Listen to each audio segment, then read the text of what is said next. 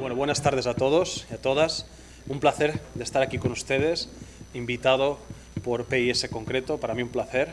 Y quiero destacar la buena acogida y la humanidad y el trato y el cariño con el que se nos está tratando. Y muchísimas gracias. Bueno, pues dicho esto, gracias también por la introducción, ¿vale? Entonces voy a tratar sobre aspectos de diseño, cálculo, de hormigón reforzado con fibras. Utilizaré hormigón, ¿vale? No, soy incapaz de estar toda la charla pensando en concreto, pero cuando digo hormigón es concreto, ¿vale? Y, a ver, si esto va bien, perfecto, un momento. Vale, bueno, veo que no tengo una introducción, pero en cualquier caso, primeramente pasaré por unas bases de cálculo, no entraré muy en detalle, pero diré lo que considero que es más importante, ¿vale? Luego explicaré dos casos de cálculo que son un poco extremos, ¿vale? Por eso los he escogido, no son los habituales, y luego haré una... Como ha hecho mi compañero José María, ¿vale? Trataré o pasaré por unos cuantos casos de ejemplo en los cuales el hormigón con fibras pues tiene ventajas competitivas respecto a las soluciones tradicionales. Bueno, empiezo con lo más básico, ¿vale? Al final un hormigón con fibras no deja de ser un hormigón tradicional, lo único que estamos introduciendo el refuerzo con el hormigón, ¿vale? Es decir, estamos introduciendo unas fibras, que luego veremos qué tipos de fibras existen, pero estas fibras van a tener la misión de reforzar el hormigón, ¿vale? Es como un agregado más, simplemente que tiene una función de dar resistencia a tracción cuando el hormigón fisura, ¿vale? Tenemos distintos tipos de fibras, ¿vale? Pero en particular se clasifica, o hay una clasificación, ¿vale? Así tratamos en España la clasificación de las fibras en tres categorías. Según el material, ¿vale? Las tenemos metálicas, sintéticas, ¿vale? No me gusta utilizar la palabra plástica porque la palabra plástica al final muchas veces se asocia a algo de baja calidad, ¿vale? Una bolsa de plástico, algo que se utiliza y se desecha, ¿vale? Estamos hablando de fibras sintéticas con propiedades mecánicas y de durabilidad elevadas. Y luego las podemos clasificar como fibras inorgánicas, ¿vale? O las podemos también clasificar según sus dimensiones, como macrofibras, cuando la longitud es superior a 30 milímetros, o como microfibras, cuando su longitud es menor a 30 milímetros, ¿vale? Independientemente de si son macro o micro, los materiales serán siempre también metálicos, sintéticos u otros materiales. Y ya por último, las podemos clasificar en función de su uso, ¿vale? Si estas fibras se introducen en el hormigón con una función estructural, ¿vale? Es decir, sustituir parte de la armadura pasiva, es decir, darle una resistencia una vez el hormigón fisura, o una función no estructural, ¿vale? Y ahora nos preguntaremos, ¿y qué es una función no estructural? ¿O para qué introducimos fibras si no le damos una capacidad o no consideramos una capacidad estructural? Pues hay propiedades como, por ejemplo, la resistencia al fuego, ¿vale? Que es una propiedad no estructural, ¿vale? Pero que está mejorando la respuesta del hormigón, ¿vale? O para reducir la fisuración debido a retracción. No le estamos dando una propiedad estructural como tal, ¿vale? Pero sí que le está mejorando una propiedad del material, ¿vale? Bien, mi compañero José María, el doctor José María, ha hecho un pequeño spoiler, pero me ha dejado a mí la misión de explicar el detalle de qué hay aquí detrás, ¿vale? De esta figura. Es decir, esto es importante, es decir, si entendemos, ¿vale?, esta parte, ¿vale?, posiblemente entendemos, bueno, tampoco voy a decir un gran número, ¿vale?, pero empezamos a entender cómo funciona el hormigón con fibras, ¿vale? Me quedo aquí. Entonces, el hormigón con fibras lo tenemos que ver como la composición, o la respuesta de un hormigón con fibras la tenemos que ver como la composición de tres fenómenos, ¿vale? Imaginémonos que cogemos una probeta de hormigón reforzado con fibras. Ahora no entro... Cuando hago hormigón con fibras, ¿vale?, no estoy entrando en el detalle del material, ¿vale? Estoy diciendo unas fibras que dan un aporte mecánico al hormigón, ¿vale? Entonces, nosotros cogemos este hormigón con fibras y lo sometemos a un ensayo de tracción pura, ¿vale?, o un ensayo de flexión, da igual, y medimos la tensión que se está desarrollando en el material y la deformación, ¿vale? La curva que nosotros obtendremos será esta curva de color rojo, ¿vale?, esta curva de aquí, donde tenemos tres partes, ¿vale?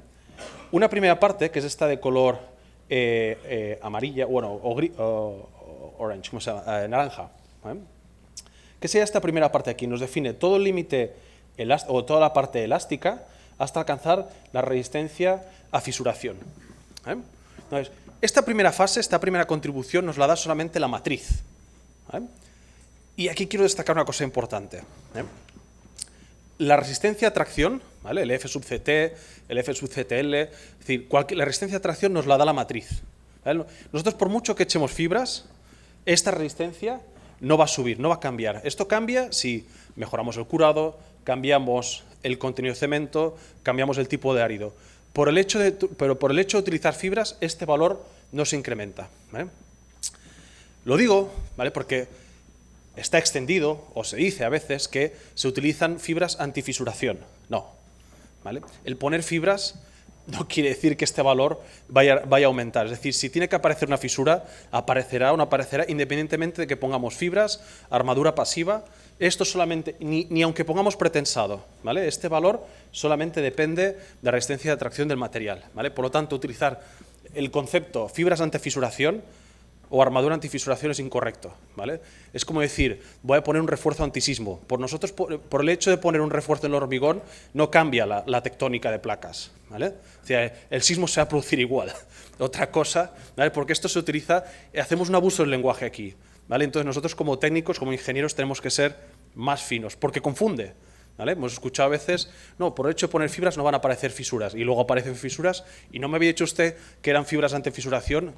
No son antifisuración, ¿vale? Son fibras que cuando el hormigón fisura, trabajan y aportan a la resistencia al material, ¿vale? Bien, hecho el inciso, ¿vale? Una vez fisura la matriz, ¿vale? La matriz ya deja de trabajar. Pero cuidado, que deje de trabajar no quiere decir que sea innecesaria. Al contrario, la matriz de hormigón es la que genera el anclaje o la que garantiza el anclaje entre las fibras y la matriz, el hormigón, ¿vale? Es decir, deja de contribuir a tracción, pero garantiza la protección de las fibras y su anclaje, ¿eh?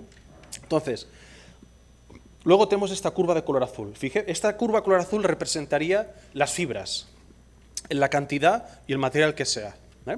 Fijémonos que en esta parte elástica, la curva azul, de hecho, bueno, ni se entera, es decir, es como el hormigón armado con armadura pasiva, ¿vale? Es decir, tenemos que diseñar para que ese hormigón fisure. Si no fisura, el hormigón ni se entera que tiene armadura, le da igual, ¿vale? Entonces, para que la armadura se active, igual que las fibras, el hormigón tiene que fisurar, ¿vale? Entonces, en el estado elástico, fijémonos que la contribución de las fibras es nula, ¿eh?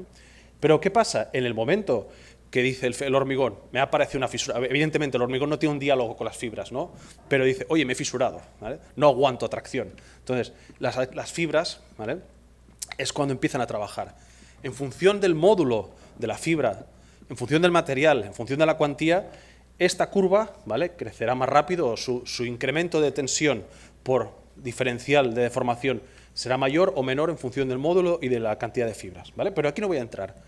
Entonces, y esta curva azul sigue, ¿vale? Es decir, si nosotros cogiéramos una fibra y las tiráramos, en general tienen un límite de cedencia con una tensión que se mantiene constante para mucha deformación, ¿eh? Pero fijémonos que llega un punto que la curva, la roja, que la que es representativa del hormigón con fibras, llega a un punto que baja, ¿vale? Se descarga. ¿Por qué pasa eso? Bueno, pues aquí entra otra curva que es la curva de color verde, ¿vale?, que es la curva de adherencia. Está puesta un poco de forma sintética, ¿vale?, porque realmente esto no existe como tal, ¿vale? Pero la adherencia es la que nos garantiza que el hormigón y el acero, o la fibra en este caso, perdón, o sea, insisto, hablo de fibra en general, ¿eh?, trabajen conjuntamente y nos dé esta resistencia residual, ¿vale? Cuando hablamos residual o post-fisuración, en el fondo es lo mismo, es resistencia que se moviliza una vez la matriz ha fisurado. Entonces, cuando empieza a haber anchos de fisuras elevados o las fibras empiezan a desanclarse, empieza a perderse esa adherencia entre la matriz y la fibra, ¿vale? Es decir, que no se puede desarrollar toda la tensión que puede ejercer la fibra. Aquí ha habido algo. ¿Están haciendo algo ahí? ¿Soy yo? ¿Eh? Ah, vale. O sea, soy yo mismo.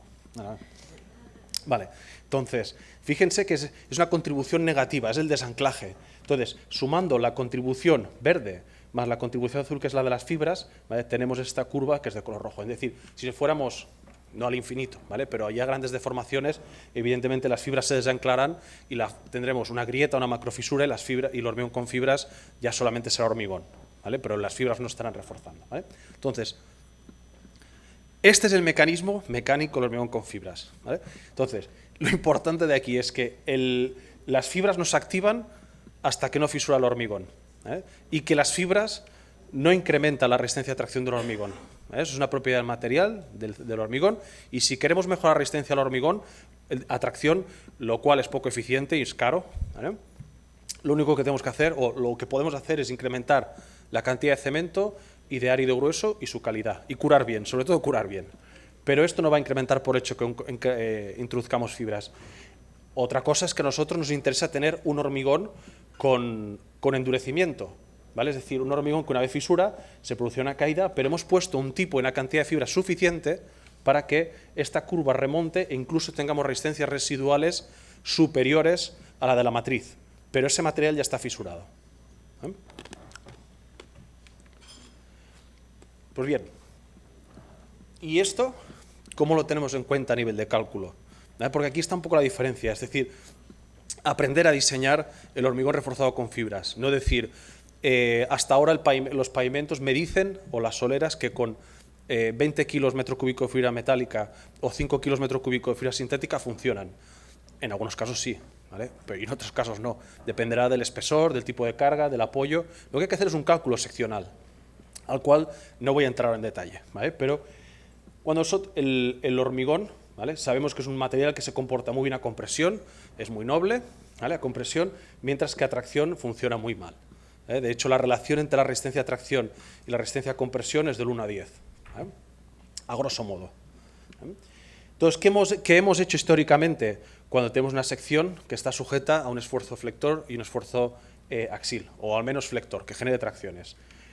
Si nosotros, una vez supera resistencia a tracción, no ponemos ningún tipo de armadura, se generará una discontinuidad, una fisura, y esa sección deja de trabajar. No se cumplen las condiciones de compatibilidad ni de esfuerzos, ¿no?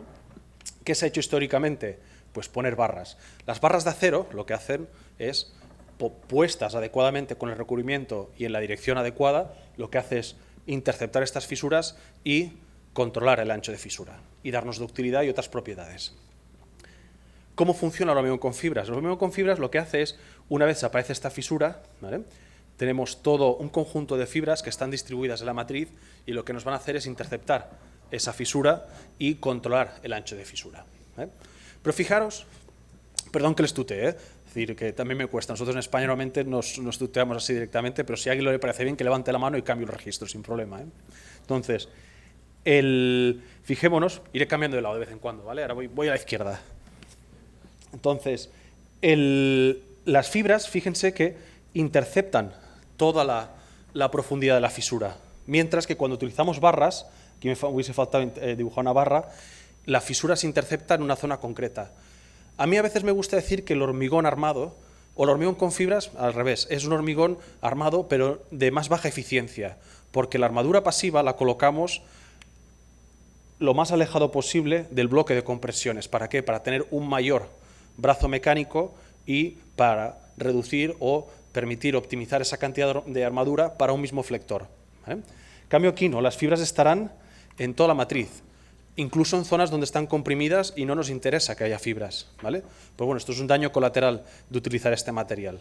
Tiene otras ventajas, que es un refuerzo 3D, ¿vale? Nosotros siempre damos por supuesto que sabemos dónde van a salir las fisuras, y eso es cierto cuando trabajamos en situaciones de flector cortante, pero en estados de temperatura, retracción, ¿vale? Esas fisuras pueden aparecer en cualquier dirección y de forma aleatoria. Entonces ahí las barras puede ser que no sean eficientes, mientras que las fibras sí que lo son. Es un armado tridimensional y en todas las direcciones, ¿vale?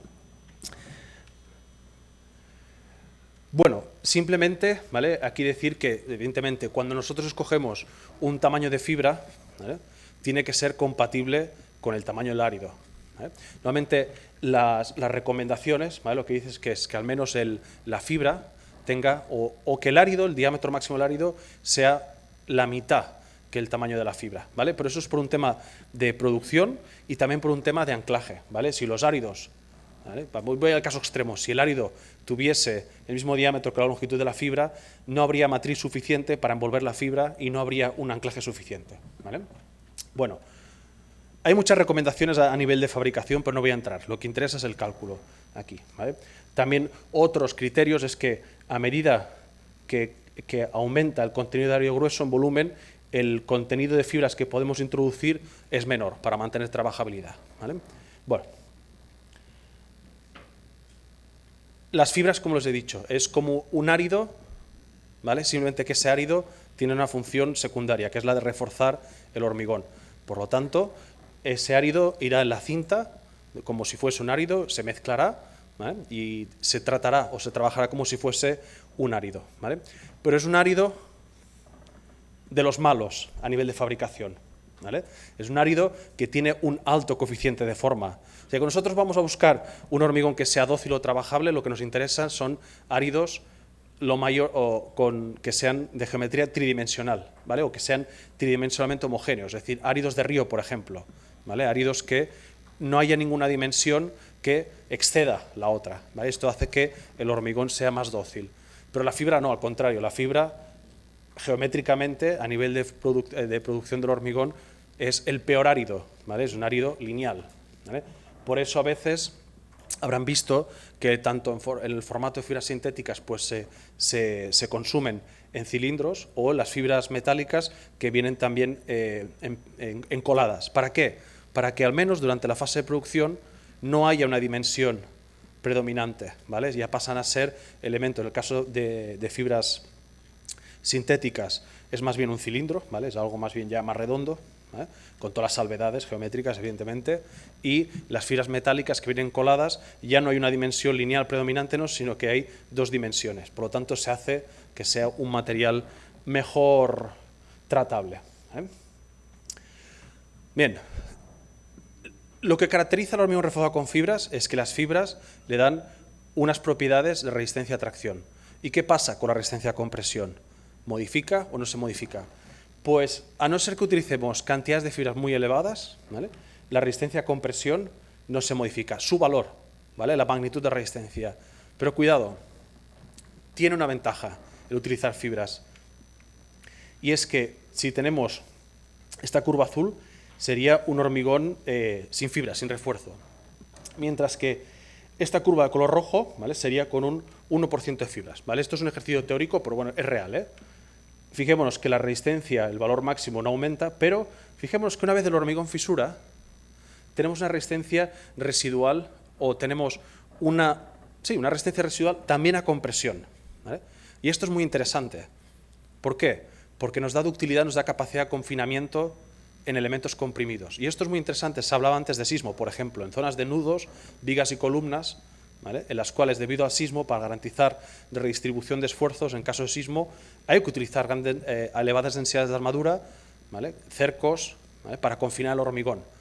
Pero en este caso el hormigón ya viene autoconfinado por las fibras. De hecho, ya hay estudios y hay ensayos, ¿vale? Que prueban que se puede reducir o incluso eliminar la armadura en las zonas de los nudos y utilizar fibras en alta cantidad, ¿vale? Para confinar el hormigón y garantizar que ese nudo, las bielas comprimidas, ¿vale? Tienen suficiente ductilidad y que hay capacidad de redistribuir esfuerzos de flexión, ¿vale?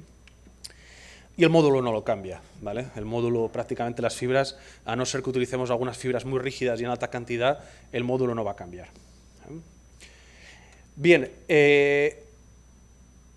luego hay, ¿vale? Es decir, el hormigón con fibras, ¿vale? Para que sea hormigón con fibras, es un tema probabilístico, ¿vale? Si nosotros cogemos un metro cúbico de hormigón y le ponemos 1 kilo de fibras metro cúbico, eso será un hormigón con alguna fibra, ¿vale? Porque donde aparezca la fisura puede ser que no haya ninguna fibra interceptando, ¿vale? Entonces, para que sea un hormigón reforzado con fibras tiene que haber un número de fibras mínimo, ¿vale? En definitiva, una cantidad mínima de fibras, ¿vale? Y esto lo vemos aquí. Esto es cantidad de fibras y esto es resistencia residual del hormigón, ¿vale? Fijémonos que para cantidades bajas la resistencia residual es baja o inexistente, porque puede haber fisuras en zonas no interceptadas por ninguna fibra, ¿eh? Para que el hormigón empiece a ser eficiente, la resistencia residual empiece a ser significativa, tenemos que empezar a trabajar con, en el caso de fibras metálicas, con cantidades de mayores a 25 kilos metro cúbico, ¿vale? O si lo podemos ver en volumen, 0,3%. En el caso de fibras sintéticas, ¿vale? Esto equivaldría más o menos a 3-4 kilos metro cúbico de fibra sintética, ¿vale? Recuerden que la densidad del acero y la densidad de las fibras sintéticas, ¿vale? Es del orden de 7 veces distinta, ¿vale? Por lo tanto, para las cantidades con las que trabajamos son distintas también, ¿vale? Entonces, bueno, a medida que aumentamos la cantidad de fibras, la resistencia residual va a aumentar. Claro, llegará un momento que podemos saturar el hormigón, ¿vale? Si ponemos una cantidad de fibras muy elevadas, ¿vale? Al final la resistencia, esto tenderá a cero, porque al final es como decir, es poner un bloque de acero o un bloque de plástico e intentarlo rellenar eso de hormigón. Será imposible, ¿no? No habrá conectividad, no habrá adherencias entre fibras y matriz. ¿Vale? ¿Cómo estimamos o cómo caracterizamos la capacidad mecánica del hormigón fisurado? Bueno, hay muchos ensayos, ¿eh? Pero en general, ¿vale? El que se utiliza o el que está más estandarizado, el que más se utiliza, es un ensayo de viga, ¿vale? Que puede ser, es una viga simplemente apoyada, ¿vale? Y que puede haber una carga o dos cargas, ¿vale? Puede ser un ensayo de 3 puntos o de 4 puntos. En el caso de 3 puntos, el que utilizamos en Europa, lo que se hace es introducir una entalla en el centro, ¿vale? Para garantizar y forzar que la fisura aparezca ahí y podamos medir con el ancho de fisura y colocar el equipo ahí, ¿vale? Entonces, una vez, bueno, el ensayo al final lo que obtenemos son este tipo de curvas, ¿vale?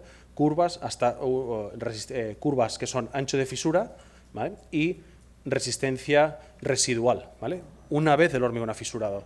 Y en función del tipo de fibra y en función de la cantidad de fibra, pues tendremos un tipo de respuesta u otra, ¿vale? A nivel de cálculo, en general, ¿vale? Menos a nivel europeo, aquí también se utiliza, a nivel también latinoamericano y en Estados Unidos. Los valores que nos interesa resistencia residual normalmente son el ancho de la resistencia residual asociada a un ancho de fisura 0,5, que es el que asociamos a las situaciones de servicio, y la resistencia residual asociada a un ancho de fisura de 2,5, que es el que relacionamos o asociamos ya a una situación de rotura, ¿vale? Cuando la estructura ya tiene anchos de fisura de este tamaño, ya podemos decir que estamos cercanos o próximos a la rotura, ¿vale? Bueno, otros ensayos que se hacen, ¿vale? Es decir, hay uno principal que es el ensayo de caracterización mecánica, el ensayo de flexotracción de 3 puntos o 4 puntos, pero luego también hay que controlar la homogeneidad de las fibras, ¿vale? Es decir, dentro de una amasada e incluso entre amasadas y dentro del mismo material, ¿eh? Existe el ensayo del lavado, ¿vale? Que el ensayo de lavado consiste en, con agua, ¿vale? Eliminar toda la matriz de hormigón y luego pesar las fibras y de ahí conocer la cantidad de fibras, ¿vale? Se puede hacer tanto para fibras metálicas como para fibras sintéticas. El problema de ese ensayo, bueno, hay varios problemas, ¿vale? A menos mi experiencia es que cuando está en el pliego de condiciones pocas veces se hace, ¿vale? Porque este ensayo es tedioso, ¿vale? De hecho, allá en España normalmente quien lo hace es al que castigan de la obra, oye, vete a hacer ensayos, vete a contar fibras, ¿vale? Entonces, imaginaros en esas condiciones, si va castigado, la probabilidad de que haya errores y que haya dispersiones, ¿vale? Entonces, y por otra parte, el contenido de agua que hay que utilizar. Hay que lavar todos los áridos, ¿vale? Entonces, hay que utilizar mucha agua. Entonces, es un ensayo que es poco práctico y es bastante, o puedo decir, poco sostenible, ¿vale? Luego hay otros ensayos. Este ensayo lo desarrollamos en la OPC, ¿vale? Quizá han escuchado del mismo, pero es un ensayo magnético, ¿vale? Es un ensayo en el cual introducimos un campo magnético, digamos, una diferencia de voltaje, ¿vale? Y una vez introducimos la probeta dentro, esa probeta que posiblemente luego se utilizará para ensayar a compresión, pero este ensayo nos permite saber la cantidad de fibras que hay dentro de esa probeta con una precisión de más de 1 gramo, ¿vale? Y es un ensayo no destructivo y se puede utilizar en probetas que acaban, es decir, en el mismo camión, antes de volcarlo, se pueden extraer estas probetas y este ensayo se puede hacer con el hormigón en fresco, ¿vale? Es decir, las propiedades magnéticas del hormigón solamente se ven variadas por la fibra y la cantidad, pero no por el árido, ni el estado del agua, ni la resistencia al hormigón, ¿vale? Entonces, esto es un ensayo muy rápido y muy fiable, ¿vale? Y que evita hacer ensayo lavado, ¿vale? Bien, a nivel normativo, la primera normativa que se conoce, ¿vale? Me refiero a nivel normativo de diseño estructural, ¿vale? La primera fue en Alemania, fue en el 92, 91-92, si mal no recuerdo. Bueno, se empezó y se publicó en el 2001. Luego fueron las recomendaciones de la RILE, luego vino la normativa italiana en el 2006, La española, el anejo 14, 2008, está derogada porque hay otro código ahora. Y luego el código modelo de la FIP del 2010, ¿vale? Las únicas, es decir, todas estas normativas permitían o cubrían el uso y el diseño de fibras metálicas. La normativa italiana, la normativa española y el código modelo ya aceptaban también o cubrían el diseño de hormigones con fibras sintéticas. Y luego hay otras normativas de producto. Por ejemplo, hay normativas, en este caso son del ACI, ¿vale?, que cubren el diseño de pavimentos de hormigón reforzado con fibras o dovelas para revestimiento o también forjados de hormigón reforzado con fibras. Luego entraré en estas aplicaciones. Bueno, ¿qué diferencia un poco las normativas? Aparte de algunos aspectos de producción, las principales diferencias están asociadas a cómo se considera la contribución del hormigón reforzado con fibras a nivel seccional, ¿vale? Pueden ser modelos muy sencillos, ¿vale? Es decir, el cálculo de un hormigón con fibras a nivel seccional se puede hacer manualmente, ¿vale? Es decir, no tenemos excusa. Va a decir, no, el cálculo de hormigón con fibras es complicado. No, no es complicado, ¿vale? Se puede hacer muy complicado, eso sí, pero se puede resolver considerando la contribución de las fibras con un bloque de tracción, ¿vale? Y este bloque de tracción es un valor concreto del ensayo a flexotracción, ¿vale? O ya en función del nivel de precisión que queramos, pues podemos ya ir a modelos bilineales, modelos trilineales y ya modelos ya más complicados como el que propone el FIP Model Code, ¿vale? Pero bueno, cada normativa, como mínimo las normativas, si en algo convergen estas, es que todas plantean como la solución sencilla o la solución de prediseño este tipo de modelos, y ya luego cada normativa puede tener otros modelos más complicados. Bueno, tuve la curiosidad, bueno, y también por experiencia un poco, de ver qué es lo que pasa a nivel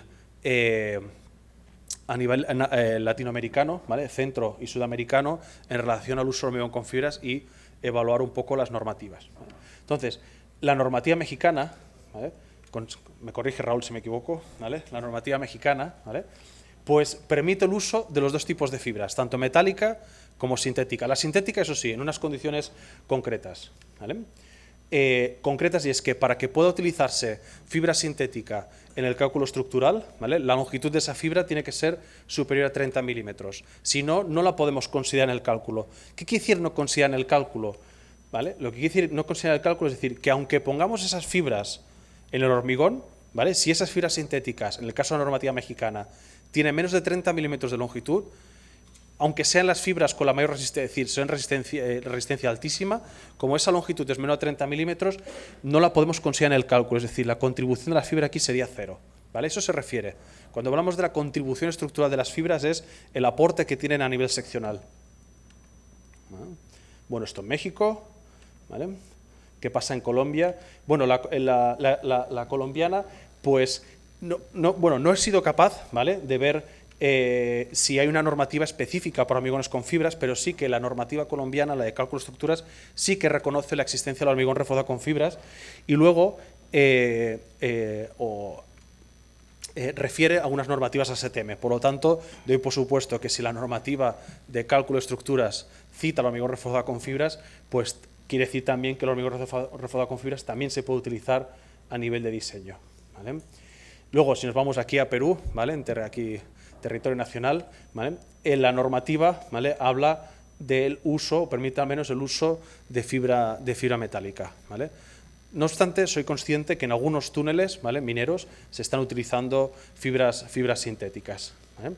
Luego en Chile reconoce el uso de hormigón reforzado con fibras a nivel estructural, pero no especifica o no he sido capaz al menos de ver si se refiere a algún tipo de material o no, lo cual entiendo, ¿vale?, que son fibras estructurales y se puede utilizar tanto fibras sintéticas como metálicas. Si hay algún chileno aquí que lo sepa, Claudio, quizá tú lo sabes, ¿vale?, me corregís, ¿vale? Luego en Brasil, aquí sí que la situación la conozco mejor, ¿vale?, porque la normativa de hormigón reforzado con fibras la coordinó el profesor Antonio Figueiredo de la Universidad de Sao Paulo, y aquí sí que hace referencia a la fibra metálica, ¿vale?, la normativa brasileña, pero actualmente, ¿vale?, la normativa brasileña también permite acudir al código modelo europeo, el FIP Model. Bueno, no es europeo, cuidado, el FIP Model Code es código mundial, ¿vale?, es decir, código de referencia a nivel mundial. Y hace referencia, por lo tanto, al hacer referencia al código, al Fit Model Code, y como este cubre todo tipo de fibras, se entiende también que en Brasil, bueno, y en Brasil se utilizan fibras sintéticas, macrofibras sintéticas, eso ya se lo puedo garantizar, pero la normativa hace referencia concretamente a fibra metálica. ¿Vale? Y ya por último, ¿vale? La normativa argentina, ¿vale? Humberto, Ricardo, si me equivoco me corregís, ¿vale? Pero cubre las dos, tanto la fibra metálica como la fibra sintética a nivel estructural, ¿vale? Insisto, a nivel estructural lo que quiere decir es que se puede considerar en el equilibrio seccional y que puede utilizarse para reducir armadura metálica tradicional, barras. Bien, bueno, algún comentario, vale, si hacía referencia. Bien, entonces, ¿en qué se distribuye el uso del hormigón reforzado con fibras? ¿Vale? Mi compañero también, José María Vaquero, ya lo ha dicho, ¿vale? Pero un 13% se va a prefabricación, paneles, casetas para proteger elementos, o digamos, equipamiento eléctrico, tuberías, etcétera. Pavimentos industriales se va un 40%, estoy hablando de Europa, ¿eh? Pavimentos industriales un 40%, ¿vale? Luego, construcción subterránea, incluido en este caso también las dovelas prefabricadas, pues un 34%, y el otro 13% otras aplicaciones, ¿vale? Bien, en el caso de pavimentos, ¿vale? El hormigón reforzado con fibras, o las fibras en este caso, también ya se ha avanzado, se utilizan para evitar el uso de mallazo, ¿vale? Por temas de producción, velocidad, etcétera, ¿vale? Quiero resaltar también, ¿vale? Que cada vez nosotros el pavimento muchas veces, ¿vale? Lo tratamos como el hermano menor de las estructuras, ¿no? El hermano, vamos a decir, el pobre, ¿no? Que si el pavimento falla, en general nadie se muere, ¿no? Es decir, ahí el suelo, ¿vale? Que está protegiendo, aparecerán fisuras, ¿vale? Puede haber algún susto. Bueno, cuidado, ¿eh? Ha habido, hay vídeos o hay accidentes de grandes estanterías que ha habido alguna fisura, ha caído una estantería y ha habido una caída en dominó, ¿vale? Y eso sí que es una situación de rotura y que puede poner en riesgo a personas, ¿vale? Pero en general lo tratamos como el hermano pobre de las estructuras, pero ya no es así, ¿vale? Porque sí que es cierto, ¿vale? Que a nivel de rotura o a nivel de riesgos humanos, ¿vale? Su rotura no pone, digamos, no pone en riesgo a personas en general, ¿vale? Pero sí que su disfuncionalidad, es decir, si el ancho de fisuras en fase de servicio o otros movimientos no son los adecuados, puede dejar fuera de servicio ese pavimento, ¿vale? Y en el caso, por ejemplo, de pavimentos para retails, como puede ser Amazon, IKEA, o, bueno, este caso concreto es una planta de producción de coches con más de 100 robots de producción de coches en Valencia, ¿vale? Y el hecho de que esos pavimentos, por ejemplo, por culpa de una fisura inadecuada, queden fuera de servicio, estamos hablando de poner en riesgo la producción y miles de euros, de soles, de dólares, lo que quiera, mucho dinero, ¿vale? Entonces, el pavimento cada vez es una estructura que va ganando notoriedad dentro del cálculo estructural y dentro del ámbito de las estructuras, ¿vale? Luego, el otro ámbito donde se utilizan fibras de forma masiva es en el caso de dovelas prefabricadas, es decir, anillos prefabricados para revestimiento de túneles, ¿vale? ¿Para qué o por qué? Bueno, pues porque estos anillos, en general, una vez están colocados, ¿vale? Digo en general, los esfuerzos principales son de compresión, debido a las convergencias del túnel. Si hay alguna falla o si hay alguna discontinuidad, puede haber flectores, ¿vale? Muchas veces los máximos flectores que se producen son en fase de desmoldeo, ¿vale? o de manipulación y de acopio, ¿vale? En general de acopio puede ser muchas veces la situación más desfavorable. Aquí no se ve, hay unos listones de madera, pero si estos listones de madera no están bien centrados, ¿vale? La carga se produce o se transmite de forma excéntrica y se producen flectores, ¿vale? Y en estos casos puede ser la situación más desfavorable, ¿vale? ¿Qué se ha hecho habitualmente? Se han puesto unas mallas de acero con unas armaduras mínimas para cubrir estas situaciones o otras, ¿no? Pero claro, las mallas, ¿vale? Es decir, la fabricación de las mallas es tiempo, coste y operatividad, ¿vale? Entonces, las fibras para sustituir estas mallas mínimas de cuantía tienen mucho sentido, ¿vale? De hecho, se están utilizando mayor parte de túneles del mundo hoy en día. Si no llevan fibras, las llevan junto con armadura, ¿vale? Pero las fibras ya prácticamente se utilizan de forma sistemática, también por otro motivo, el empuje de los gatos, que es excéntrico, son cargas concentradas, las barras son poco eficientes para hacer frente a esos esfuerzos, ¿eh? Luego también en shotcrete, ¿vale? En concreto lanzado, también evitar la malla, ¿vale? Que genera rebote del árido, pues esas fibras, las fibras, que evidentemente dependerá el tipo y la cantidad dependerá del espesor, dependerá de las cargas, etcétera, ¿vale? Pues son también una buena solución para este tipo de elementos. Paneles no entro en detalles, ¿vale? Tuberías tampoco, por mi compañero José María, ¿vale? Otras aplicaciones son elementos, ¿vale? Donde la utilización o el refuerzo tradicional, con barras tradicionales, es complicado, ¿vale? Por la geometría, ¿vale? Esto es el restaurante oceanográfico de Valencia, esto es un paraguas que luego les explicaré, ¿vale? Esto también, tal, o incluso también reparaciones y refuerzo. En estos casos, ¿vale? La colocación de la armadura es complicada, es tediosa, ¿vale? Entonces la utilización de hormigón con fibras facilita, ¿vale? Facilita e incluso, bueno, reduce costes. Otras aplicaciones del hormigón con fibras, ¿vale? Aunque son menos conocidas, ¿vale? Esto es un aliviadero de presa. En aliviaderos de presa en estas zonas se produce gran erosión, ¿vale? Debido a la cavitación y la implosión del agua. Estas zonas, ¿vale? Tienen que rehabilitarse con mucha frecuencia, pues las fibras mejoran o retrasan enormemente las operaciones de mantenimiento de esta zona porque las fibras trabajan muy bien frente a la abrasión, ¿eh?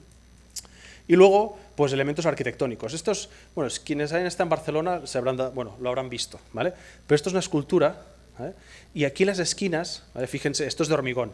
Imagínense que esto tiene que armarse, es imposible, ¿vale? Entonces, esta escultura está resuelta de hormigón con fibras. Bueno, y estas esquinas, fíjense que son ángulos, o sea, son ángulos muy cerrados y frente a golpes o frente a cualquier acto vandálico se rompen y las armaduras pasivas no cubren este tipo de esfuerzos o estas zonas, ¿no? Entonces, aquí se utilizan fibras para este tipo de estructuras. Aún así, los actos vandálicos han sido capaces, en Barcelona al menos, o los vándalos han sido capaces de romper las esquinas en manifestaciones y tirarlas, ¿vale? O sea, que es hormigón con fibras lanzado, ¿vale? Pero proveniente de la estructura. Mañana explicaré también, pero en impresión 3D ya se está utilizando también fibras, ¿vale? Y luego también algunos elementos arquitectónicos, ¿vale? Bien, como os decía, voy a entrar ahora en dos casos, ¿vale? Un caso, ¿vale? El que está resuelto con hormigón con fibra metálica y otro caso que está resuelto con fibra sintética, ¿vale? E insisto, son dos casos un poco extremos, ¿vale? Pero para explicar hasta dónde podemos llegar con fibras, ¿vale? Bien, el primer caso es forjados, ¿vale? Pisos, cuando hablo de piso me refiero en este caso a forjado, es decir, que no está apoyado sobre el suelo, sino que está apoyado sobre pilares, ¿eh? Pues imagínense que somos capaces de eliminar toda esta armadura, ¿vale? Y trabajar solamente con fibras o solamente con una armadura entre la alineación de pilares, ¿vale? Y trabajar con un hormigón autocompactante, ¿eh? Pues este es uno de los retos que ya se han hecho edificios y en el cual hemos trabajado. Ahora les explicaré unos casos reales, ¿vale? Pero en esta obra, concretamente, hay una persona que está manejando la bomba, otro que está moviendo unos listones y el resto están aplaudiendo mirando, ¿vale? Es decir, puede haber un forjado que se construya con dos personas, ¿eh? Sí que ha habido unas operaciones de colocación de esta armadura, ¿eh? Esta armadura se llama armadura anticolapso, ¿vale? No sé si aquí en Perú es obligatorio, pero sí que en Canadá y en otros países sí, y es una armadura que hay que colocar, además de la que sale por cálculo, y esta armadura es capaz de aguantar el peso, suponiendo que todas las armaduras, el resto de armaduras fallan, esta armadura es capaz de aguantar el peso propio del forjado, ¿vale? Se llama armadura anticolapso, o le digo yo armadura quitamiedos, porque realmente no es necesaria, pero bueno, se coloca en algunos casos, ¿vale? Edificios de solamente hormigón reforzado con fibras los forjados, y hay varios, ¿vale? Hay en Europa hay varios, ¿vale? Pero principalmente son sedes, por ejemplo, la sede de Audi en Tallinn, el forjado es solamente de hormigón reforzado con fibras, y en otras consultorías, en otras ingenierías que se han atrevido a hacer estas soluciones. Y digo atreverse porque no es fácil, ¿eh? Imagínense que ahora lo que está gravitando encima suyo, ¿vale? Es un forjado de hormigón que solamente hay fibras, ¿vale? Es decir, como ingeniero o la persona que va a firmar y la que tiene que dormir por las noches, luego no está mal, ¿eh? No está mal, ¿vale? Bueno, entonces, estos, otros ejemplos. Este ejemplo, por ejemplo, está en el País Vasco, ¿vale? Es un edificio headquarters del EKS. Cuando se han hecho este tipo de forjados, ¿vale? La relación luz-canto, ¿vale? Varía entre 27 y 30, ¿vale? Y las cantidades de fibras que siempre se han utilizado, siempre han sido metálicas, como mínimo han sido 90, entre 90 y 100 kilos, ¿vale? Bueno, estos son imágenes. Bueno, entonces, les voy a explicar un caso que hemos hecho hace reciente, bueno, ya recientemente no, justo después de la pandemia, ¿vale? Con una empresa de construcción española, SACIR, quizá la hayan escuchado, ¿vale? Opera, sí, que han escuchado, opera Latinoamérica, ¿vale? Nos propusimos el reto de decir, vamos a hacer un forjado, ¿vale? Experimental, que sea de hormigón reforzado solamente con fibras, pero en vez de utilizar 100 kilos, vamos a ir a los 70 kilos, ¿vale? 70 kilos metro cúbico de fibra. ¿Por qué? Porque lo que queríamos hacer es un golpe, ¿vale? Es decir, normalmente estos forjados van con entre 110 y 140 kilos de armadura pasiva. Entonces decimos, bueno, vamos a ver si somos capaces de buscar una solución económicamente que a nivel de refuerzo vaya a la mitad, ¿vale? A la mitad, o sea, fuimos a 70 kilos metro cúbico de fibra metálica frente, insisto, los 100 kilos que se habían hecho en los otros casos históricos o los otros casos que existen construidos. Y este forjado, ¿vale? Son, bueno, esta figura que ven aquí, son paños de 6×6, ¿vale? Y el espesor, si mal no recuerdo, sí, eran 20. Y la carga de diseño eran 14 kilonewtons metro cuadrado, ¿vale? Estos 14 kilonewtons metro cuadrado son los 5 kilonewtons metro cuadrado del forjado, 20 centímetros por la densidad, son 5 kilos metro cúbico, metro cuadrado, perdón, 2 kilonewtons metro cuadrado de carga permanente y 3 kilonewtons de sobrecarga, ¿vale? Eso, mayorado por los coeficientes de seguridad, da una carga de diseño de 14 kilonewtons metro cuadrado, ¿vale? Entonces, así diseñamos, o estas eran las condiciones de diseño del forjado. Luego, planteamos un ensayo, que ahora lo veremos, ¿vale? Consistente en cargar en fases este forjado. Primero, esto que ven aquí son dados de hormigón de 300 kilos, ¿vale? Primero una fase en la que introdujimos el peso propio del forjado más ya toda la carga variable y la permanente. Empezamos luego una fase 2, incrementamos aún más la carga hasta la fase final, fase 4, ¿vale? Dejamos unos meses entre fases y fases para dejar que se produjesen efectos de fluencia si tenían que producirse, ¿vale? Y esta es la fase final en la que había casi 10 kilonewtons metro cuadrado de carga, aquí todos los dados, ¿vale? Luego, una vez estaban cargados los dados, lo que hicimos es poner depósitos y llenarlos de agua, hasta llevar hasta la rotura este forjado, ¿vale? Queríamos ver, ¿vale? Realmente nosotros tampoco no nos acabamos de creer que con 70 kilos metro cúbico de fibras y esta esbeltez de forjado fuéramos capaces de aguantar 14 kilómetros metro cuadrado, ¿vale? Entonces teníamos que probarlo.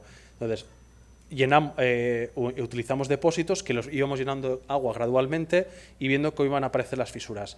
Luego descargábamos, ¿vale? Y lo que hacíamos es sacar testigos y mediante el método inductivo sabíamos la distribución de fibras que tenía ese forjado, ¿vale?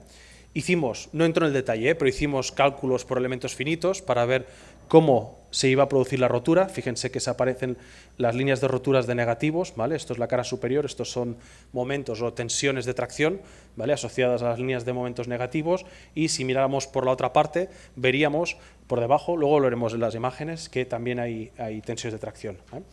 Hicimos el estudio para ver si éramos capaces también de, en vez de trabajar con un canto de 200, que es una relación luz-canto de 30, reducir a un 25 milímetros más. Y con 25 milímetros aún éramos capaces de alcanzar la carga que queríamos, ¿vale? O sea, podríamos haber optimizado más, ¿vale? Pero ya era demasiado cambio, ¿vale? Entonces, fabricamos el forjado, sí que dejamos estas armaduras anticolapso, pero son 3 barras del 12, ¿eh? No es nada, ¿eh?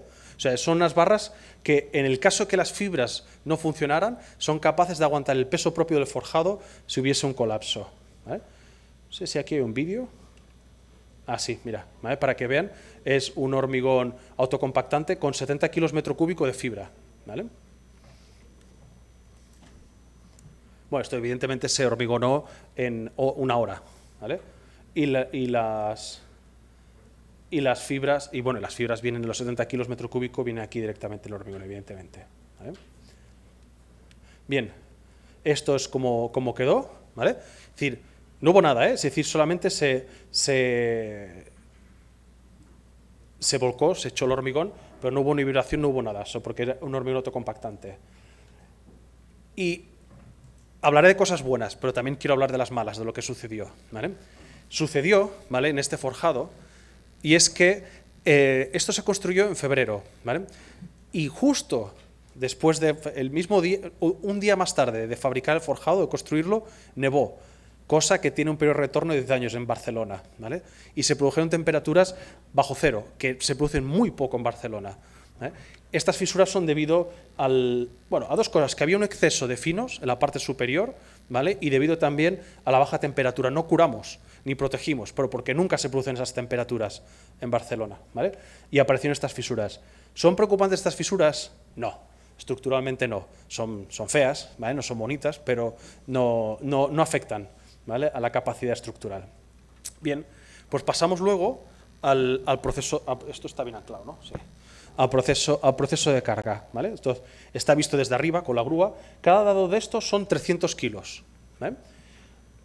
Una primera fase, una segunda fase, y a partir de la tercera fase de carga, aquí ya había casi 8 kilonewtons metro cuadrado, empezamos a detectar las fisuras debajo del forjado. En la parte superior, evidentemente, no podíamos ver las fisuras porque estaban tapados por los dados. Y estas fisuras las medíamos con... Bueno, esto fue un doctorando muy ingenioso, ¿vale? Cogió una rumba, ¿sabes? La de limpiar la casa, la automática, una rumba, no sé cómo se llama aquí. Es decir, bueno, eran estas limpiadoras que son automáticas, redondas, que van dando vueltas por la casa, las sueltas. ¿Cómo? iRobot, vale, pues una de esas, ¿vale? Porque no nos dejaban acceder debajo, no podíamos. Entonces cogimos un iRobot y le pusimos una cámara debajo, ¿vale? Y pasamos por debajo del forjado con la cámara y luego pues hicimos el tratamiento de datos, ¿vale? Bueno, eso es lo que me dijeron, que nunca pasaban por debajo. Yo no me creo que hicieran esto tan bien con el robot ese, no lo creo. Pero bueno, ojos que no ven, corazón que no siente, ¿no? Pues ya está, aquí está. ¿Vale? Entonces, ya cuando estaba toda la carga, piensen que llegamos a poner toda la carga, incluso la carga permanente más toda la sobrecarga, y la fisura máxima que detectamos fue de 0,15 milímetros. ¿Vale? Está muy fisurado, pero el ancho máximo 0,15 milímetros. Cuando nosotros diseñamos un hormigón armado, ¿vale?, lo que hacemos es limitar el ancho de fisura, pero no limitamos el número de fisuras, ¿vale? Es decir, lo que nos importa es el ancho de fisura. Que haya muchas fisuras no pasa nada, siempre y cuando nos supere un cierto ancho. ¿Por qué? Porque en hormigón reforzado con fibras en general, lo que va a pasar es que van a aparecer más fisuras, pero las fibras nos ayudan a controlar ese ancho. El número nos da igual. Que haya 1 millón de fisuras, ningún problema, si ninguna de estas fisuras supera un ancho máximo, ¿vale? Y luego pasamos al proceso de carga, ¿vale?, que lo hicimos por etapas. Primero cargamos pues 1 metro de altura, pues le dimos casi 10 kilonewtons más, casi 19 kilonewtons, casi 20, en total casi 20 kilonewtons por paño. Empezamos por este paño, este estaba descargado, rompimos, ahora les explicaré en relación a la rotura. Fuimos cargando paño por paño, primero este, después este y luego estos dos a la vez, ¿vale? Llegamos prácticamente, esto es el proceso de carga, esto es flecha, ¿vale?, y esto es tiempo, y esto es carga, ¿vale? Llegamos hasta introducir 16 kilonewtons metro cuadrado con todos los depósitos llenos de agua, ¿vale? Y mantuvimos esa carga, ¿vale? Es una carga ya de estado límite último, ¿eh? La mantuvimos durante el tiempo y luego descargamos. Fíjense que una vez está todo cargado, sí que se va produciendo un cierto incremento de la flecha hasta unos 5 milímetros, y eso es debido a que van apareciendo más fisuras y algo de fluencia, ¿vale? Y es normal y es esperable. Y también tengan en cuenta que esta carga es 3 veces superior al servicio, ¿vale? Una vez acabamos el ensayo, no fuimos capaces de romperlo, ¿vale?, el forjado, incluso con el agua. Hubiésemos podido, ¿vale?, pero lo que pasaba es que esta zona donde ensayamos, justo aquí al lado, a 200 metros, había un club de tenis de gente no pobre, vamos a decirlo así, ¿vale? Y si hubiésemos roto esto con el agua hubiese ido a las pistas de tenis, ¿vale? Entonces el coste del ensayo se hubiese multiplicado por 4 o 5. Entonces decidimos parar el ensayo, ¿vale?, y quitamos los depósitos.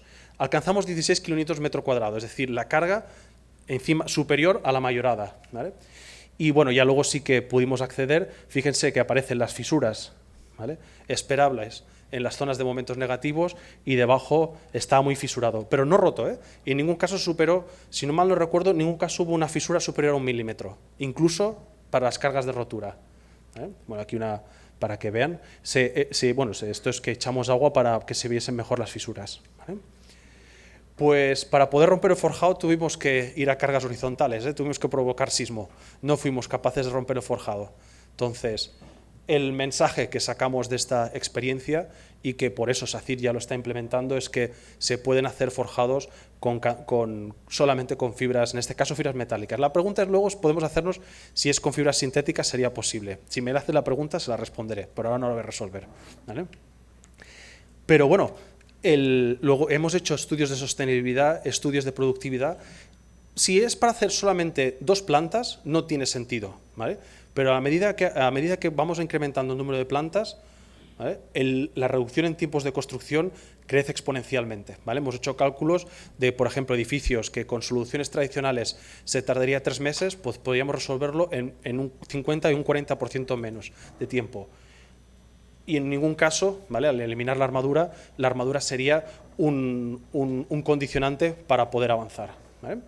Lo digo porque si nosotros cogemos y calculamos el coste por metro cúbico del hormigón armado con este hormigón con fibras, el coste del hormigón con fibras será superior, ¿vale? Pero no podemos hacer esa comparación directa. Bueno, podemos hacer lo que queramos, ¿vale? Pero no es razonable porque estamos dejando de considerar los indirectos, ¿vale? O los costes o el beneficio asociado a la velocidad. Piensen que edificios, por ejemplo, de oficinas o retails, el hecho de poder empezar a entrar antes a operar 1 mes, 2 meses antes, a nivel de amortización del coste de la inversión para una empresa sí que es importante. Otra cosa es si el constructor ve o puede capitalizar eso, pero para la empresa sí. Luego también fabricamos losas, ¿vale? Con la misma geometría, porque nos preocupaba o nos planteamos, bueno, ¿y qué pasaría con punzonamiento, ¿no? En la zona de pilares, aquí han fallado a flexión, bueno, no llegó a fallar ni a flexión ni a punzonamiento, pero fabricamos losas con la misma cantidad de armadura, mismo hormigón, y las sometimos a carga puntual, ¿vale? Lo que vimos, ensayamos 3, una cosa muy interesante, ¿vale? Pocas veces pasa, ¿vale? Es decir, cualquier material, excepto el acero, ¿vale? Pero en hormigón, pocas veces un ensayo, ¿vale? de 3 elementos distintos, de la misma familia, eso sí, da una carga máxima que tenga una variabilidad inferior al 3%, ¿vale? Y así se sucedió, es decir, si las fibras están bien distribuidas, ¿vale? La resistencia o la carga última no tiene por qué ser variable, por mucho que el hormigón con fibras a veces se entienda como una fuente de variabilidad en el material, ¿vale? Y luego ductilidad. Bueno, en cualquier caso, frente a punzonamiento funciona, ¿vale?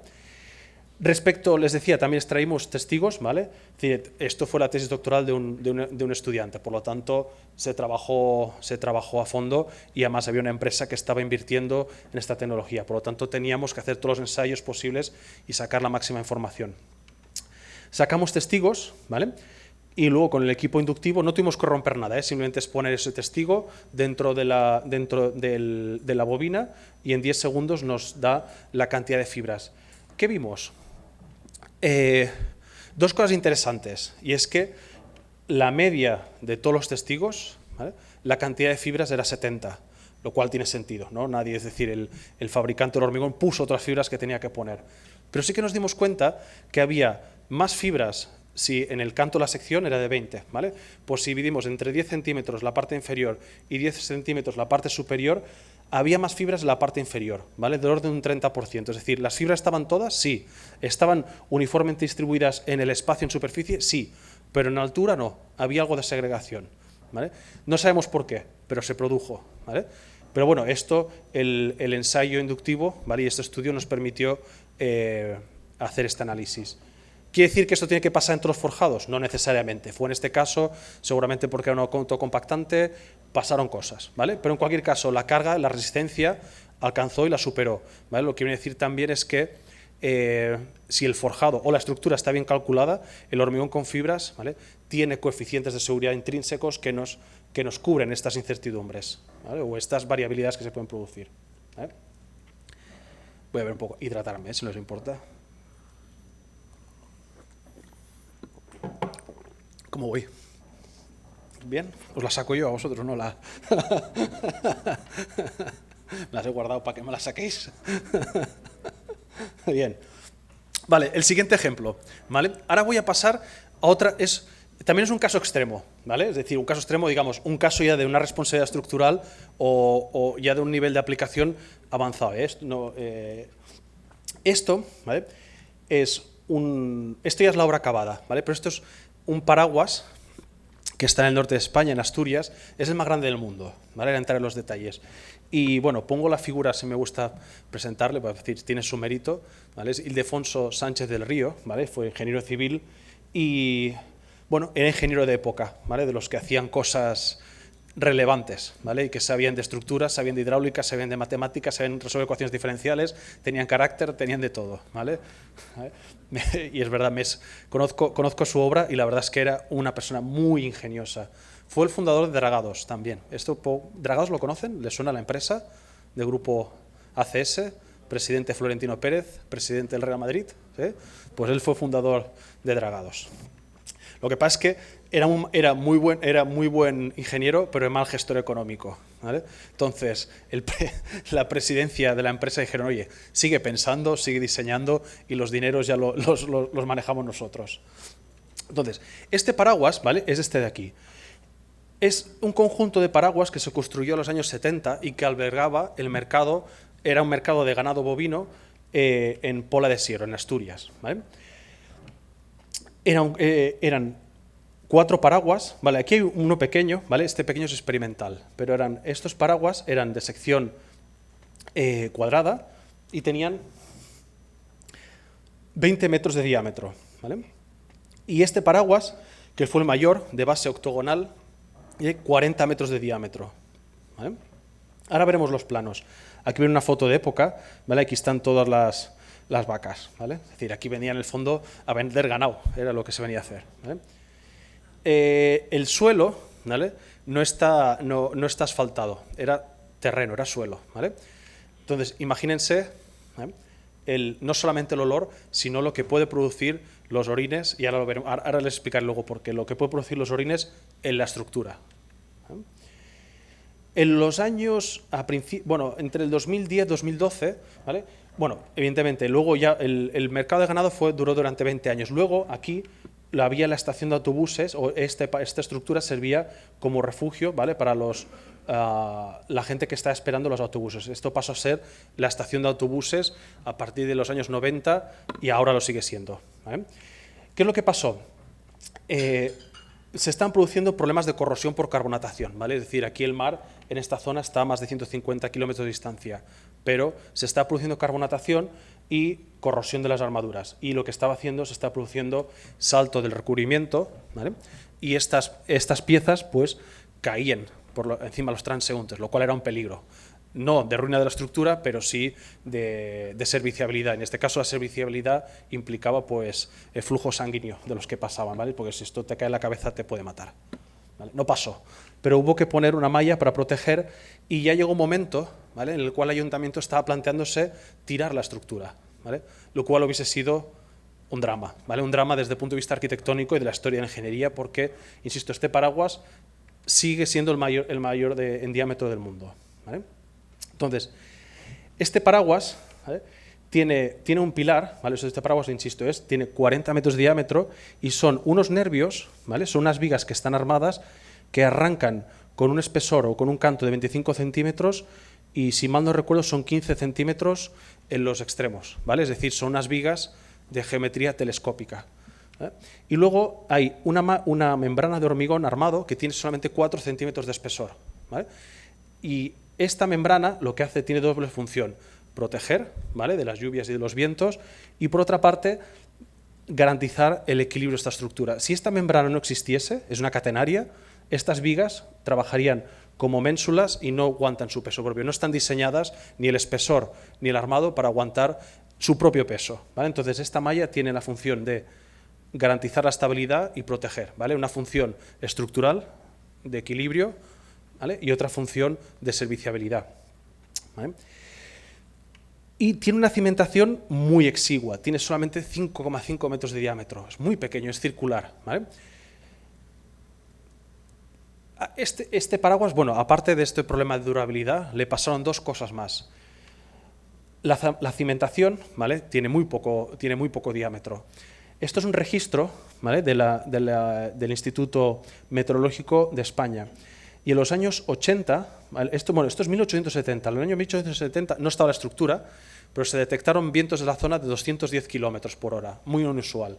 Pero, posteriormente, ¿vale?, esto es un informe, ¿vale?, de los años 70, ¿vale? ¿Por qué? Porque debido a unas rachas de viento, el paraguas se empezó a desplomar en una dirección concreta, ¿vale?, una dirección donde no estaba protegido el terreno de los orines de las vacas, vaya, ¿vale? Al filtrarse los orines, esta zona se iba descalzando o se iba produciendo, digamos, una zona de menos resistencia. Y frente a las rachas predominantes de una zona concreta, hacía que este paraguas se fuese desplomando, ¿vale? Entonces, tuvo que haber una reparación, ¿vale?, unas obras para hacer más grande la cimentación y para volver a colocar el paraguas, a reposicionarlo, ¿vale? Esto era un tema de equilibrio, ¿vale?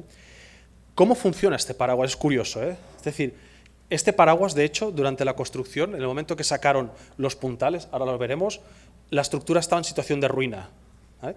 Es una estructura muy perestática. Fíjense, supongamos que esto es la situación inicial, ¿vale?, antes de desapuntalar. Los apuntales, aquí se ven, ¿vale?, está todos los nervios apuntalados, ¿vale? En el momento que se sacan los puntales, ¿qué le va a pasar a los nervios? Van a abrirse, ¿no? Y al abrirse, ¿qué es lo que pasa? La tela, ¿vale?, o esta malla, fíjense, al girar, ¿vale?, al dar la vuelta, fíjense que de este punto a este punto no solamente hay un descenso, sino que lo que hace es abrirse, ¿vale? El diámetro de la circunferencia se abre, y al abrirse ese diámetro de la circunferencia activa esta tela, esta malla de hormigón armado, y al activar que es una catenaria, aparecen tracciones, ¿vale?, y estas tracciones, fíjense que confluyen en estos nervios. No quiero hacer una clase de estructuras, es simplemente para que vean un poco cómo trabajan, pero fíjense que estas tracciones confluyen en el nervio y al sumarse, la suma vectorial, hay una compresión que va hacia el centro. Y esta compresión es excéntrica, ¿vale?, aparece aquí, hacia arriba. ¿Qué es lo que hace entonces? Levanta, ¿vale?, esta compresión que aparece por el equilibrio, ¿vale?, es como un pretensado. De hecho, es muy ingenioso. Es muy ingenioso. Esta estructura, si no hubiese estado diseñada así, de hecho, en el momento hasta que no se alcanzó este equilibrio, la estructura estaba en ruina, ¿vale?, estaba rota, porque no aguantaba la armadura, no era suficiente para aguantar el peso propio de estos puntales, ¿vale? Bueno, me paso, si tienen dudas, luego leta. Aparecieron fisuras, ¿vale?, justo después de desapuntar aparecieron fisuras, pero eran esperables, ¿vale? Esta malla está tensada, y que aparezcan fisuras aquí no pasa nada, hay una armadura, ¿vale?, que controla el ancho de fisura, y lo importante es que sí, que cuando llueva, pues esta agua no vaya hacia abajo, pero por eso tiene esa forma con esta pendiente para recoger las aguas en el centro, ¿vale?, en el centro. Bueno, estos somos mi compañero y Sergio y yo, ¿vale?, que quisimos subir para probar la estabilidad, ¿vale?, cuando fuimos a hacer las de esto. Pero no, es increíble lo que se mueve. Más, yo soy 1 kilonewton, ¿vale?, 100 kilos de persona humana, ¿vale? Entonces yo ya peso. Y esta estructura está muy bien diseñada para cargas simétricas, ¿vale?, para peso propio, para lluvia, para nieve. Pero para cargas puntuales no, trabaja muy mal. Entonces, yo tuve la idea de saltar por aquí y estuvo media hora vibrando la estructura, ondulando. Es espectacular, ¿eh? Y pongo esta foto, ¿vale?, porque el ingeniero, luego buscando reportaje fotográfico, vi que el ingeniero, el Defonso, también hizo lo mismo. Pero fijar una cosa, él era más inteligente que nosotros, conocía mejor la estructura porque le hizo a su ayudante ponerse en el extremo para buscar más simetría, ¿vale? Nosotros estamos justo al lado del otro. Mi compañero Sergio pesa menos, 70 kilos, ¿vale? Pero yo salté y la estructura se movía, y la gente que está abajo, los arquitectos, me dijeron, mira, aquí, bueno, este es el profesor Brufau, es un arquitecto muy famoso, ¿vale? Y luego me dijo, Albert, no esperaba que hicieras eso, la próxima vez no te dejo subir. Era joven, aquí, joven e incauto, ¿vale? Bueno, total. Entonces, ¿qué hicimos? ¿Aquí qué había que hacer? Había que reparar la estructura porque no se podía dejar perder esta estructura, ¿vale? Históricamente, por la importancia, por la relevancia, etcétera. Pero había que actuar y bien. Entonces, lo primero que hicimos es poner unos puntales telescópicos. ¿Para qué? Para levantar y darles carga para levantar, ¿vale?, para destensar esta lámina de hormigón, ¿vale? Esta posiblemente operación, ¿vale?, duró un poco más de una semana, duró 10 días que estuvo así, pero me quedé sin dormir alguna noche, ¿vale? Porque en este momento, cuando están descensados los puntales, si vienen ráfagas de viento, esta estructura no trabaja bien, ¿vale? Y podía haber acabado el paraguas en otra zona del pueblo, ¿vale? Se podía haber levantado en el momento que hacíamos esto, pero había que hacerlo, ¿eh? ¿Qué hicimos? Lo primero fue quitar toda la capa de mortero superior, ¿vale? Que estaba en buenas condiciones, el mortero estaba bien, ¿vale? Lo que no estaba bien es la armadura, ¿eh? Y luego lo que hicimos, y aquí viene la parte de hormigón con fibra sintética, hicimos toda una corona, ¿vale? Tuvimos que hacerlo por sectores y de forma simétrica, una corona de mortero reforzado con macrofibra sintética, ¿vale? Queríamos que la nueva membrana considerar que el acero no trabaja, es decir, se ha corroído, y queríamos darle toda la responsabilidad a una fibra sintética, ¿vale? Entonces, bueno, el proceso de fabricación había que hacerlo de forma simétrica, ¿vale? De forma concéntrica, para evitar asimetrías de las cargas. Pusimos también unas fibras de carbono en la zona de negativos de los nervios. No era necesario, ¿vale? Pero lo hicimos por seguridad.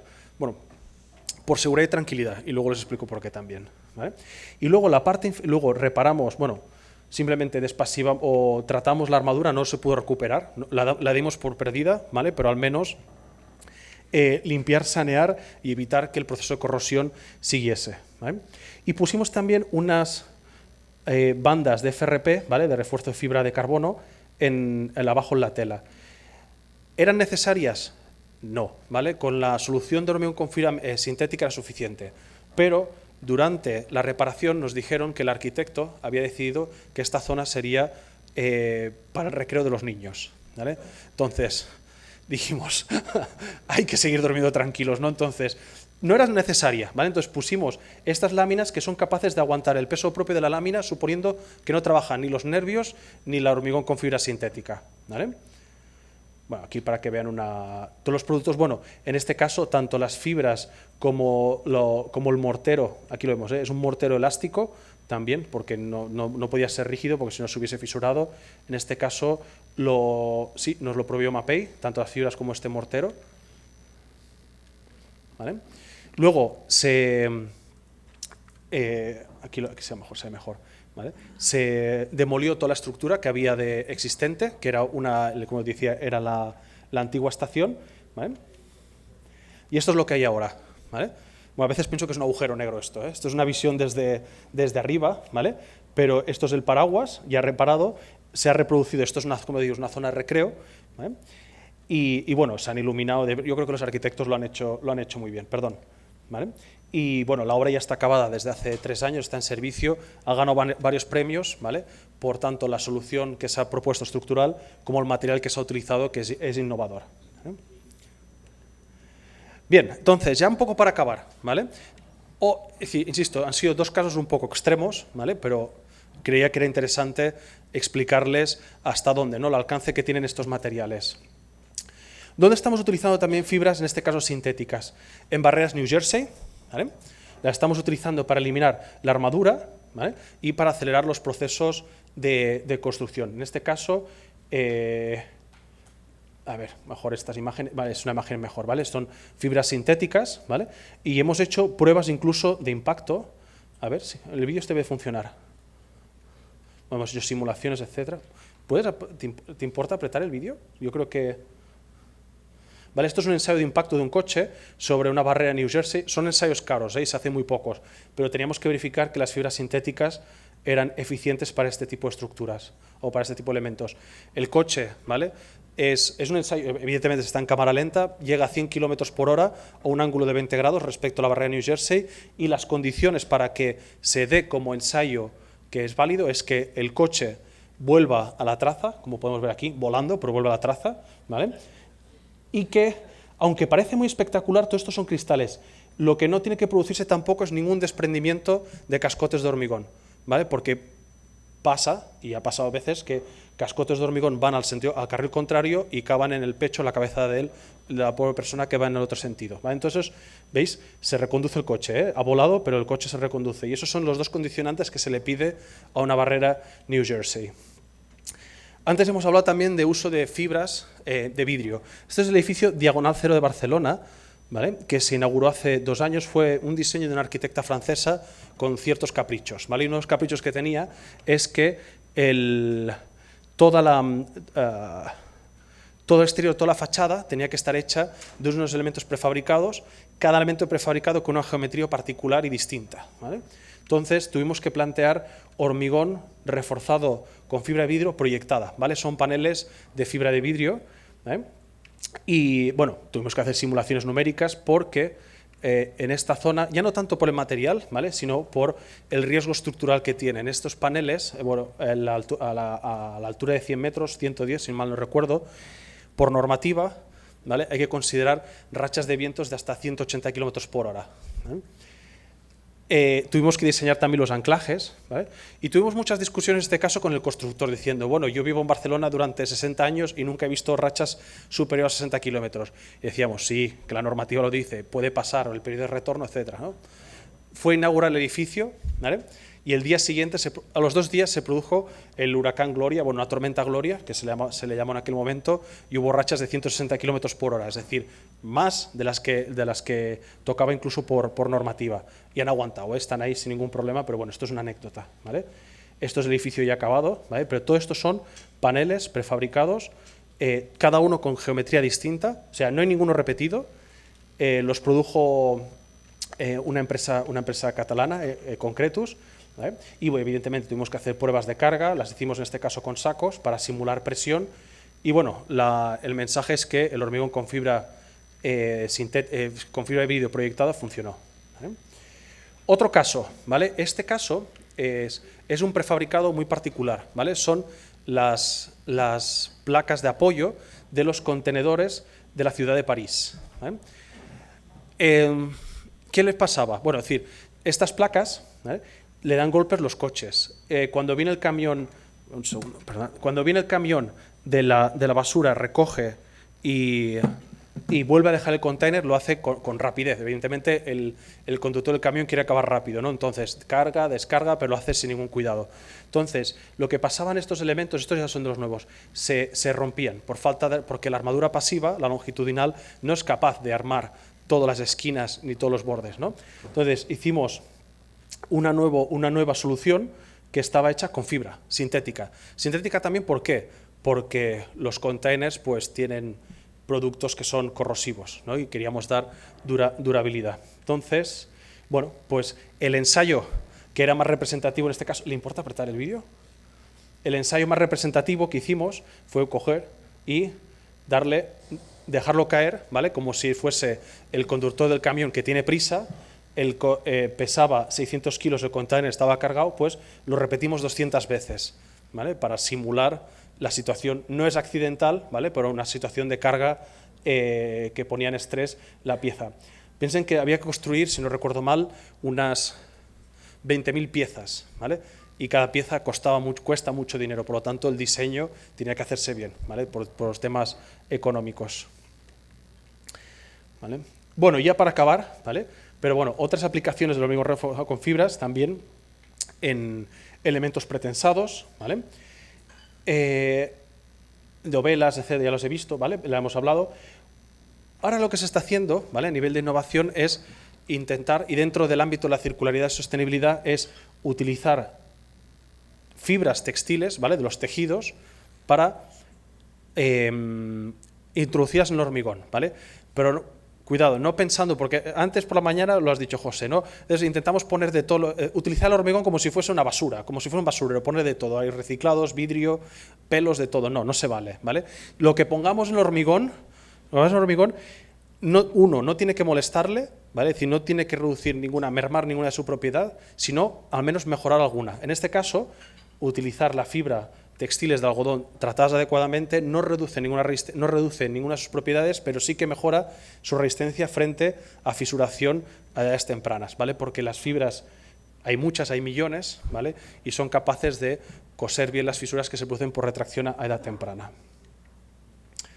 Otras aplicaciones de las fibras es en torres, en cimentaciones, en líneas de ferrocarril, en definitiva, elementos que están sujetos a fatiga, ¿vale?, porque las fibras son capaces de confinar el hormigón en compresión y en tracción y mejorar la vida útil a fatiga, ¿vale? Bueno, y ya con esto acabo. Lo que sí que quería aprovechar es, pongo una foto de mi equipo, ¿vale? Porque lo que les estoy presentando de aquí, yo soy simplemente un transmisor. Si no fuera por ellos, yo no estaría aquí. Y solo agradezco, aunque sea a distancia, a mis compañeros, ¿eh? Y a ustedes por el interés y la paciencia. Muchísimas gracias.